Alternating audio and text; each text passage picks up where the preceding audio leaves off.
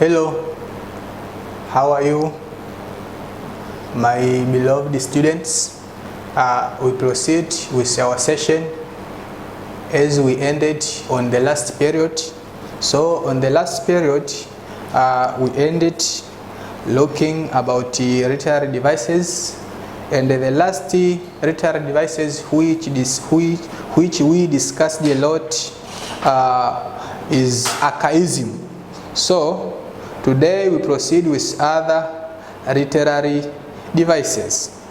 So the first literary devices which I prepared to discuss on this period is flashback.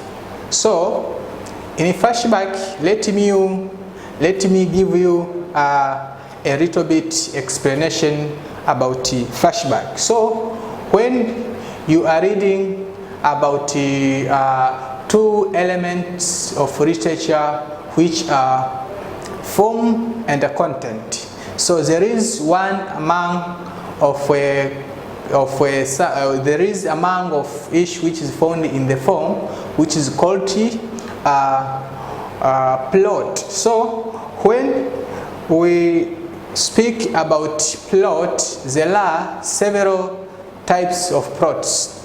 There are several types of plot, and when we speak about a plot, it simply means that refers to the arrangement of events in the literary work. So thereafter, there are forms or categories of plot, which is the first one is chronological plot, the second one is non-chronological plot, and the third one is flashback, and the last one is the foreshadowing. So here, these are the forms or categories of plot which have picked here so as to show or as other literary devices. So here we are going to discuss about flashback and foreshadowing as parties of literary devices, as one among of literary devices. So when you reach discussing about the two elements of literature also, we will proceed discussing a lot about these two forms of plot. So starting with flashback. Flashback is a situation in which is a situation in a literary work that interrupts the sequence of events to repeat an event that was to occur earlier. E.g., I can do this now as I did it last year. So when we speak about flashback, it simply means that you are trying to tell us now about a certain thing which you did earlier, or which you did for the long time ago.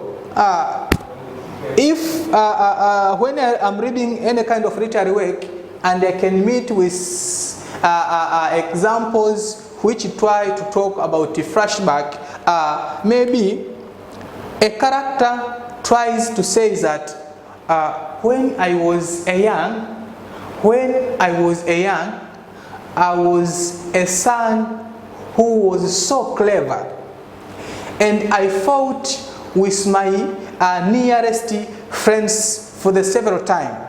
So due to fightings which I did with my closely friends, made me to be a senior of a group of the children which are being included on that time. So I can try to trace back for the issues or events which I did for the long time. So if you meet with such scenario, you have to know that this is flashback as presented or expressed in these expressions. So it's a situation in which a literary work that interrupts, it tries to interrupt.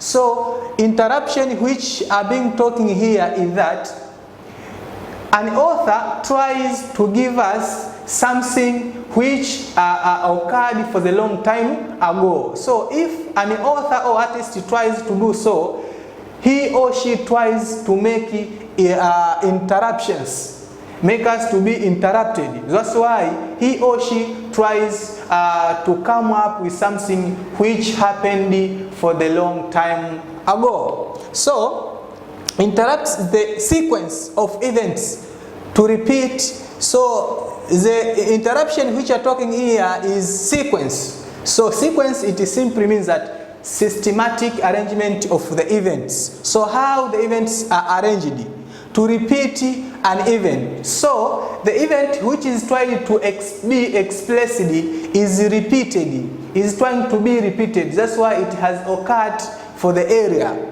An event that was to area occur, that is to occur area, that has been occurred for the long time ago. Example, I can do this now as I did it last year. So I can do this now as I did it last year. So here an author tries to tell us about something that he or she did for the long time ago. But for the existing areas, an author tries to tell us about an event or any issue that has occurred for the long time ago. So that is another literary device which is known as flashback.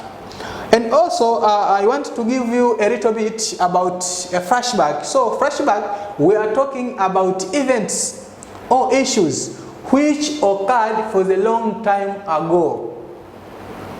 It can be the last year, it can be for the last century, last millennium, and among others. But the point which you have to take into consideration is that event, that issue which has been presented in the literary work should occur for the long time ago, or for the time which has been occurred area. So if I'm here now, I can try to take some issues which I did for the long time or for the area time. So that has been already happened or occurred. But when you take something which has occurred and try to deliver it for the present time, you have to know that that is a flashback. Another literary device is foreshadowing. As I told you earlier that foreshadowing is another form or categories of plot. So when we speak about foreshadowing, refers to the giving hints of future events in a literary work. So on the flashback, it simply means that an artist tries to give us or to narrate or to represent something or an event that happened in the area. But in the foreshadowing here, either an author or an artist tries to narrate or to tell us something which is going to happen later. So that was an area, but this is for the future. So when you read any kind of literary work, or when you are watching any kind of literary work, there are some scenarios which and the writer tries to tell us about a certain something or a certain outcomes which will occur later. So those issues which later on will occur, we are considering as a foreshadowing. So if you are reading a text and that scenario which you are reading tries to tell you that if he or she will be engaged in several sexual intercourse, he or she will be affected by HIV and AIDS. So if there is a prediction of something which will occur later, you have to know that this is foreshadowing. So an author tries to take us now and take us to the something which will happen later. Also, if an author tries to tell us about a lot of issues which have been picked in the literary work, but tries to give something which will happen for the future. Maybe if you will be less, or if you will not work hard, you are going to be a poor man. That's why your laziness will make you to be very poor for your future life. So that is a good example about foreshadowing. So that let us see an example here which has been picked. He will be a president of 15 years later. He will be a president of 15 years later. So if we are speaking about either a daughter or a son, but an author tries to predict that a son or a daughter will be a president of 20 years later on. So that is foreshadowing which we are talking. So the being president will occur. It is predicted to be occurred for the after few years or after few weeks and among others. So that is a good example of foreshadowing. Also, another literary device is allusion. Allusion is a comparison of an ordinary person or event with a past famous person or event. E.g., the use of biblical or Quranic terms. So, when we are speaking about allusion, is the comparison or is a figurative language or literary device which try to refer to the either a famous person or to the biblical or Quranic terms. So if you are reading or watching any kind of literary work, there are some scenarios where an author tries to refer a famous people due to what he or she did, or there are some scenarios where an author tries to refer or to make reference to the either biblical terms or biblical statements or Quranic terms. Example, I do remember when there is one day which I was watching a movie acted by Stephen Kanumba. So that movie is called Moses. And another movie is called My Sin. So My Sin, if you are watching on that movie, you may see how Stephen Kanumba was referring to the biblical terms. Oh Lord, give us our daily bread. Oh God, give us our daily bread. No one will survive without Jesus. So those expressions or terms which were spoken by Stephen Kanumba are referred or have been chopped off to the biblical and have been chopped in to the literary work, that is a movie. So that reference which Stephen Kanumba was made is called allusion. so that references or terms have taken to the Bible. Also, there are a lot of literary works. It can be a text. There are some texts where, when you are reading, there are some scenarios where an author tries to make reference to a lot of statements or expressions that had been said by a famous person. An example, if you are reading any kind of literary work and there is one character who will try to make reference about something which had been said by a famous person like Mwalimu Julius Kambarage Nyerere.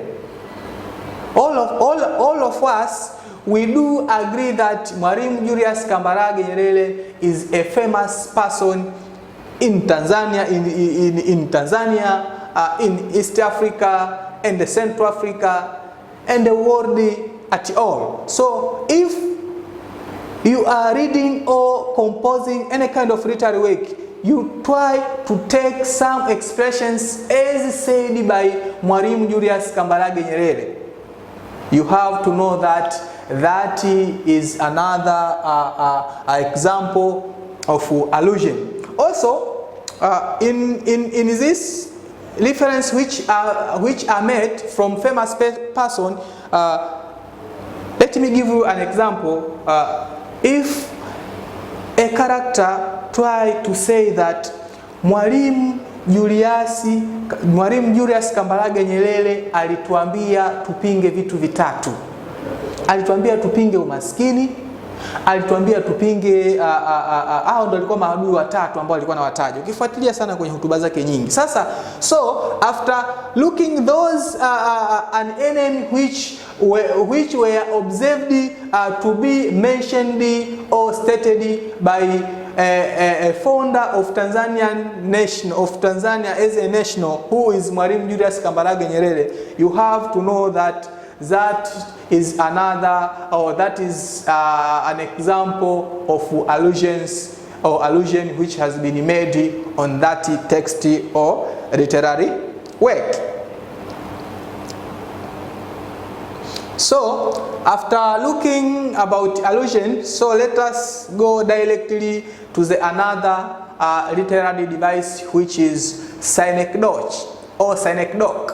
Synecdoche is another literary term which we are going to discuss as we will be blessed. Synecdoche is a figure of speech in which a part of something is used to represent or to express the whole thing, or the whole thing, or the whole express the party of something. So, when you are reading or watching or listening any kind of literary work, there are some expressions or statements which try, which are usually to represent the part of something is usually to represent the whole thing, and the whole thing is usually to represent the party of something. So, I can use a part of something. I can use a part of something to represent the whole thing. Also, I can use the whole thing to represent a party of something. So that is another literary device which is known as synecdoche.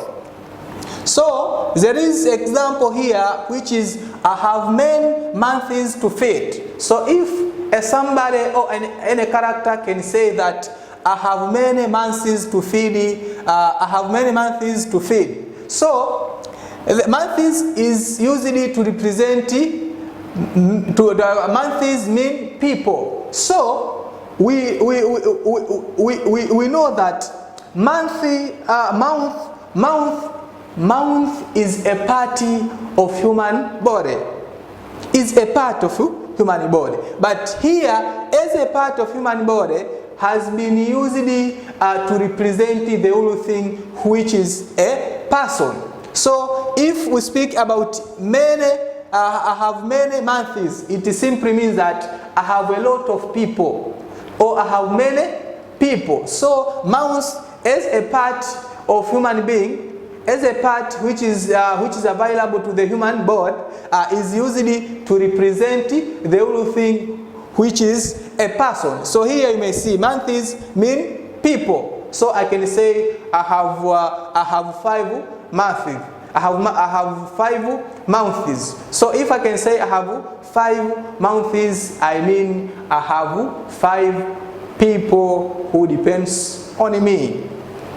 So that you may see a part of something is used to represent the whole thing. Also, there is another example, which is Tanzania won a gold medal in marathon. Tanzania only a person who participated. So here, this is kind of language which we do normally use in our daily life, especially to the issues of sports and the games. So we may say that Tanzania wamepigwa na Burundi goli 3. So here we know that Tanzania is the whole thing. But if you can go directly to the people who involved directly to the playing on that game, you may see it can be 15 players who played on that game, but these 16 or 15 people who played on that game, but we may use Tanzania as the whole thing to represent a part of something which is those persons particularly. So here you may see if there is one person or if there is a certain person who engaged in any kind of competition as marathon as appeared here, it can be only one person. But that if he or she can win on that game, he can present the whole thing. So that person can present the whole thing. That is Tanzania. Also, the Tanzania can be used to represent a part of something who is specifically a person who participated on that game. So that is another figures of speech or literary term.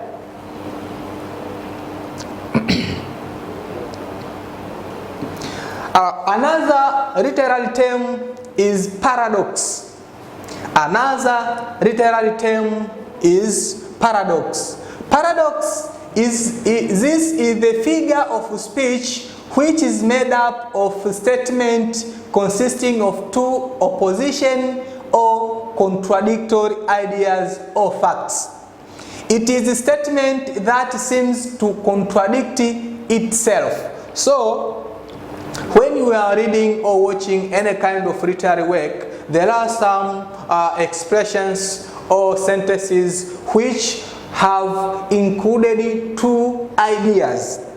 But these 2 ideas which have been included in only one statement contradicts each other. So those 2 ideas contradict each other. So that is paradox. So there is example here which is wiseful. In Kiswahili we may say mpumbavu mwenye busara. Mpumbavu lakini wakati huo yeye ana busara. So you may see these are 2 ideas, wise and a fool. These are 2 ideas, but these 2 ideas contradict one after another. So I can say that where you are, I'm in and out. Or you may say, where are you now? If we are speaking with any person. So in the literary work, if you are trying to tell us, or you are trying to tell a certain statement that include 2 ideas which contradict each other or one another, you have to know that that is a paradox. So if someone can ask you, where are you now? Where are you now? You can reply him or her that I'm in, out.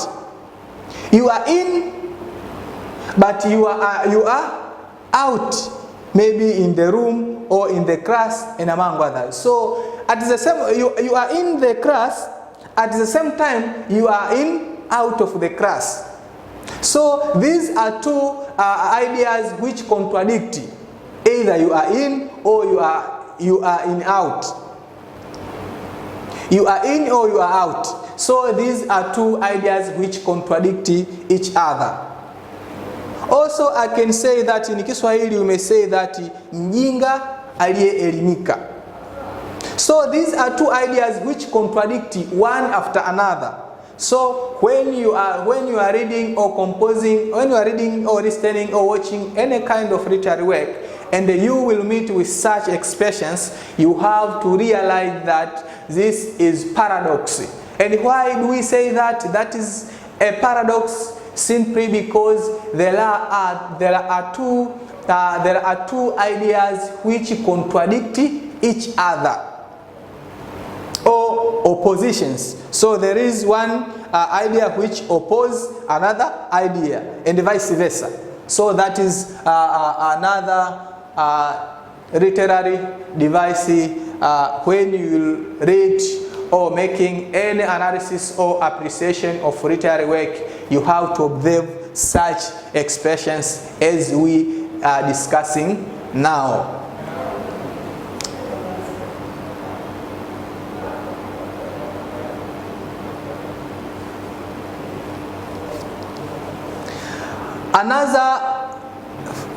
Another literary device is oxymoron. Oxmoron is another literary device. Oxmoron is a figure of speech which is made of two words that have or seem to have opposite meaning.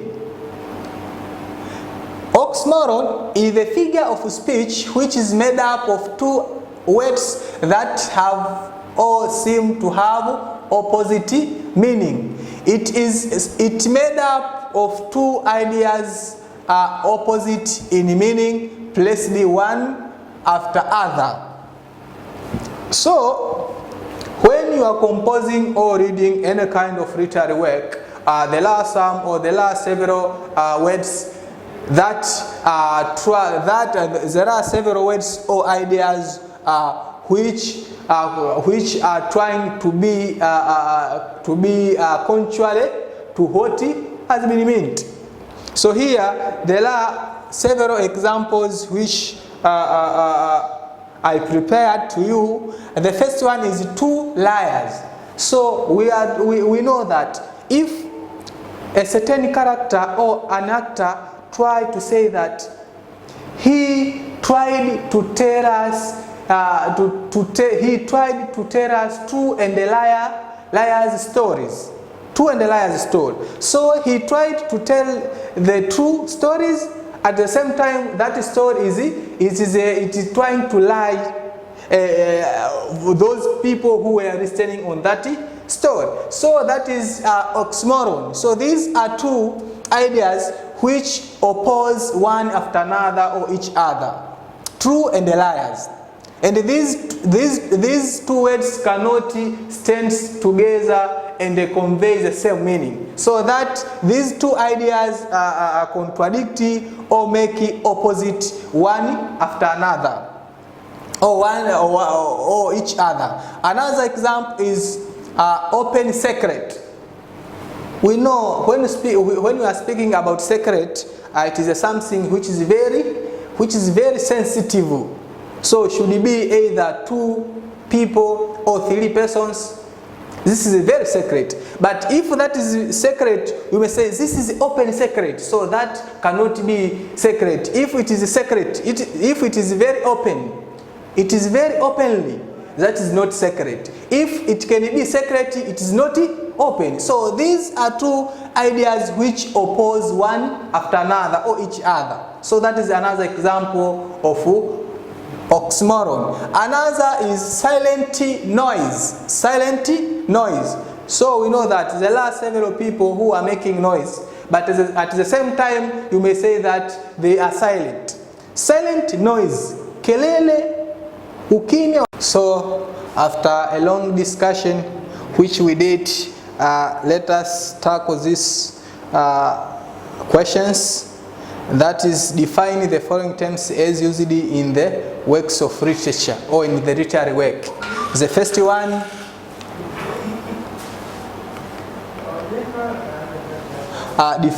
define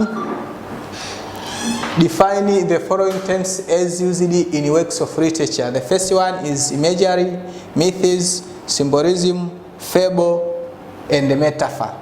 So you have to provide it to define these terms as used in literary works together with its examples. Thank you.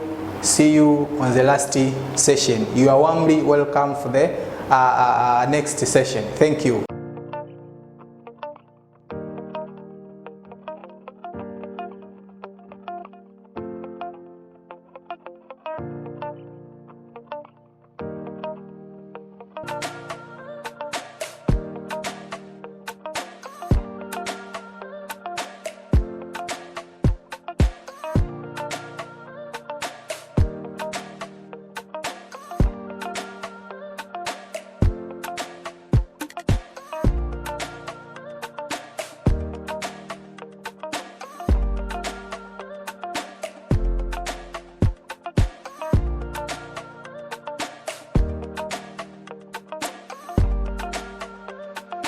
Purchase your tracks